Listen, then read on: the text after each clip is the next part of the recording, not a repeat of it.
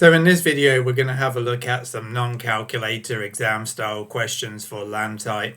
These come up in the second section of the assessment where there's not as many of them, but we do need the skills in order to do them.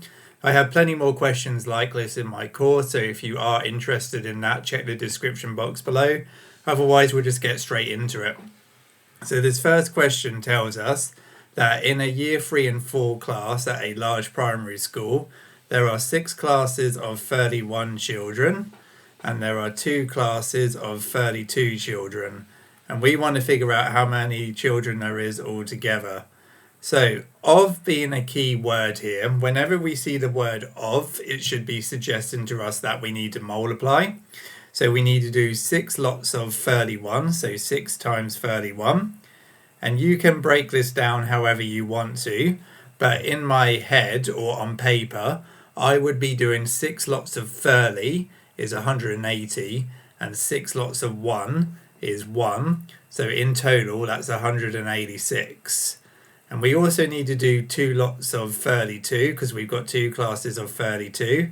And I'll show you to the side here how my brain is doing this. So I'm doing 2 times 30, so 2 lots of 30, which is 60. And I'm doing 2 lots of 2, which is 4. So in total, that makes 64. Okay, so I'm breaking it down into numbers which I think are more manageable. But in order to find the final total, I need to add these two together. And again, I would use paper here. So 6 add 4 is 0. I need to carry a 1.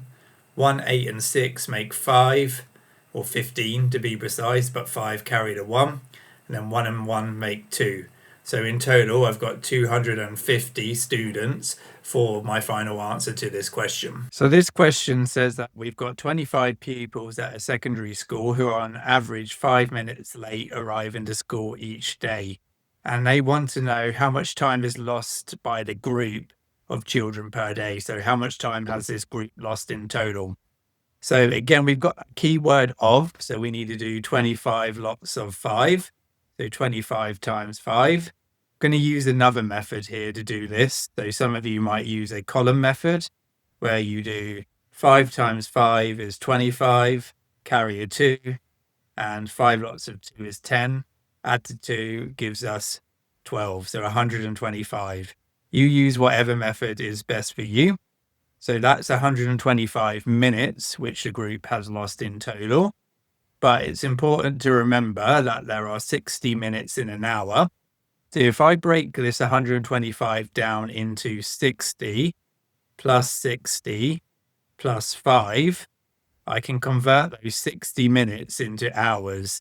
So I can say that is 1 hour plus another hour plus 5 minutes, which is getting us closer to our final answer, which will be 2 hours and 5 minutes.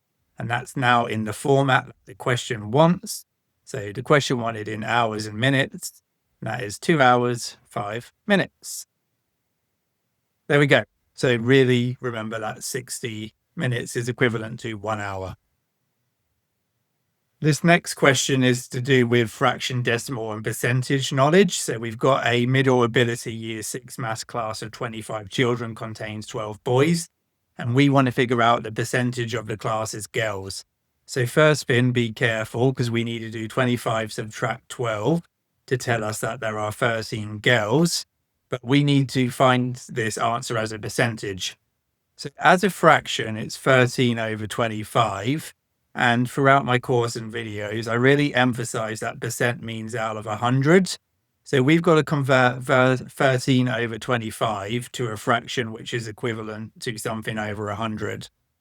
If we times this number by 4, we have to do the same to the numerator as well. So we need to do 13 times 4. I could do 10 times 4 is 40 and 3 times 4 is 12. And then adding those two numbers together gives me a total of 52. And now I know it's 52 over 100. My final answer is 52%, because as soon as I have something over 100, whatever the numerator is will tell me what it is equivalent to as a percentage. This next question is using percentages of amount. So we've got a school's year 6 target for children being secure in maths is 90%. and there's 120 children, so we need 90% of those 120 children to reach their target. So first thing, we need to find 90% of 120. Now, personally, where this is a non-calc, I would break it into finding 10% of 120, because 10% is equivalent to 10 over 100, or 1/10.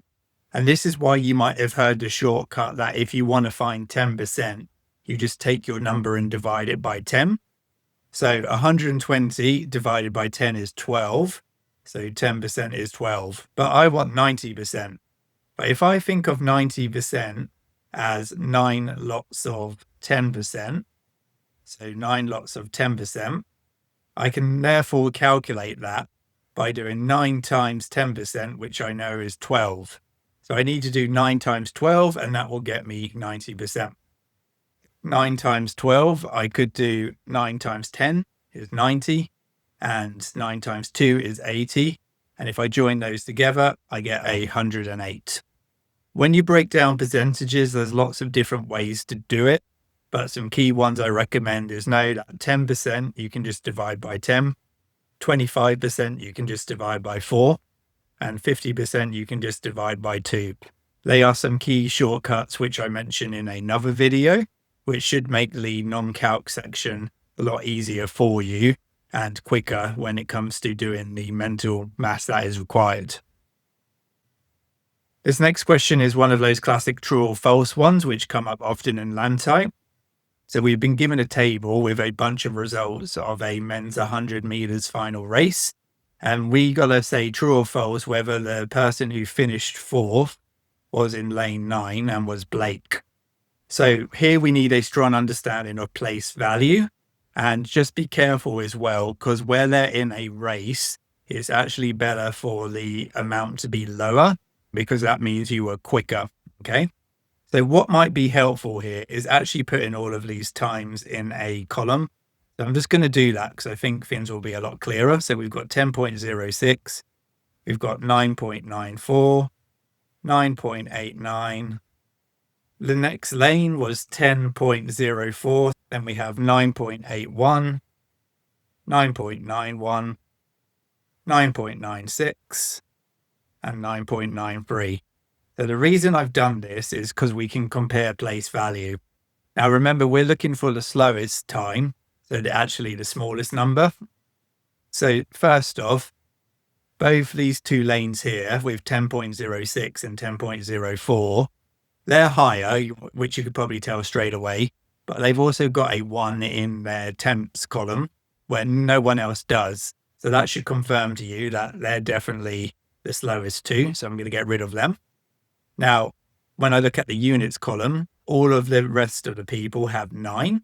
Okay, so that's not going to help too much. I need to start looking at the temps column. So this person's got a 9 in the temps column. This person's got an 8. And so does this person here.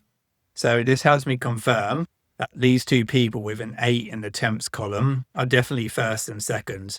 If I look a little bit more carefully, this person's first and that person's second. So now that I've done that, I can start looking at the rest. 9 in the temps column. All of these have a 9 as well. So that doesn't help me differentiate who's third or fourth. So I need to go to my hundreds column. This person has a 1. This person has a 6. This person has a 3. And this person has a 4. So the lowest is 1. So that person came third. And then the next is 3. So this person came fourth. And if we look carefully, 9.93 was actually Blake's time. So yes, this is true. He did come fourth. But you can see how I need a strong understanding of place value to compare the times and hence be able to tell who was first, second, third, and fourth. We've now got a question which helps us when we know some of our common conversions. So we've got a deli purchases salad in 3.6 kilogram bags, key detail there. But when they repackage it, they sell it in 450 gram tubs. And we want to figure out how many tubs we need from each bag of salad. So we need to be aware that 3.6 kilograms, when we convert it, how many grams we're going to get. So the conversion we're going to need to use here is that 1,000 grams equals 1 kilogram. Now, kilo actually does mean 1,000. So when you hear kilo meter, that is 1,000 meters. And there's some other common conversions as well where it works. But I strongly encourage you to know how to convert between kilo, centi, milli, so milligram, millimeter, centimeter, centigram, because then these questions will become a lot easier for you. So if I now know that 1,000 grams is 1 kilogram, then in order to turn this into grams, I need to times by 1,000. So 3.6 kilograms times by 1,000, we can break that down. 3.6 times 10 would be 36. 3.6 times 100 would be 360. So 3.6 times 1,000 is 3,600. So we've now got it in grams. It's 3,600. But we're selling tubs in 450. So we need to see how many 450s go into 3,600, which I have to admit does look like an awkward calculation. So to the side on your paper, I would personally just be going up in 450s. So 450, 900, another 450 is 1,350, plus another one is 1,800.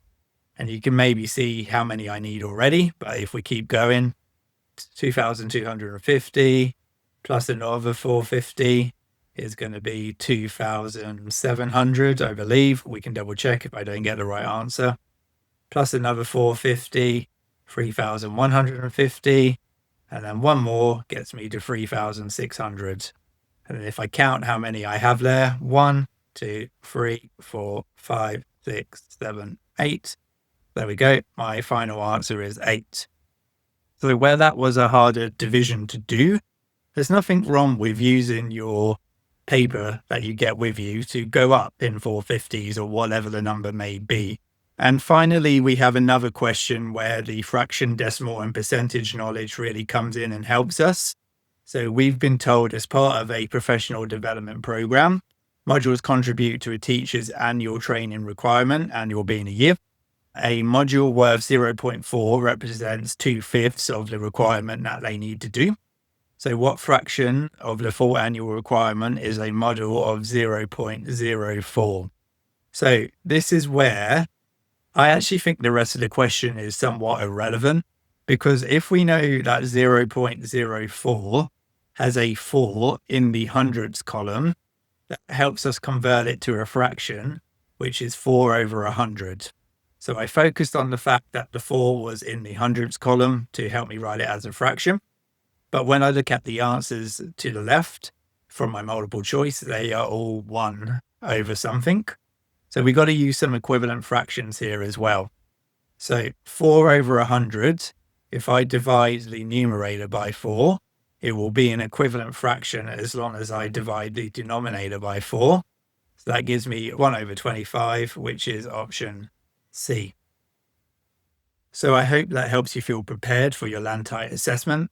Please subscribe to the channel because I am regularly uploading stuff to help break some LANTITE myths, as well as help people feel more confident with the numeracy section of LANTITE. If the non-calculator part of the assessment is something that you are feeling a bit less confident with, then check out this video where I do go through some of the percentage equivalents and why these shortcuts work. All the best.